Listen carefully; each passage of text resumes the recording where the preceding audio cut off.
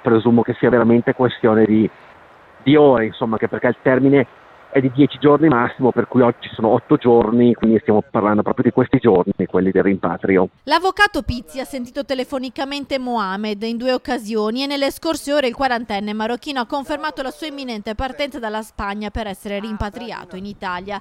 Al suo rientro a Stanghella il marito di Samira dovrà spiegare molte cose, a partire dalla presenza del suo cellulare la notte della scomparsa della moglie nei campi vicino a Solesino. Il telefonino che si muove da solo di notte e va nei campi, insomma, non è certamente una cosa plausibile, per cui è ovvio che qualsiasi spiegazione, qualsiasi giustificazione dovesse dare deve essere verosimile, ecco, perché evidentemente se non c'è ragionevolezza in quello che si sostiene è meglio non sostenerlo. Nelle brevi telefonate con il suo legale, Mohamed ha detto di essere andato in Spagna per cercare Samira.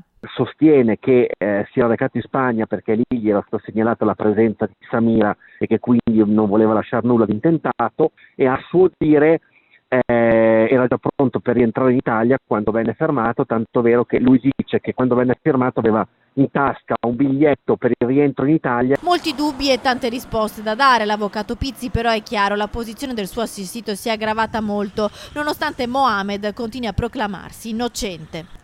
Se invece, mettendolo di fronte all'evidenza che la procura ha raccolto, questo non dovesse essere confermato, ovvero Mohamed dovesse essere realmente colpevole di quello che è successo a Samira, io direi che in questo caso è inevitabile un gesto di umana pietà verso Malika, verso la famiglia di Samira, e far ritrovare il corpo.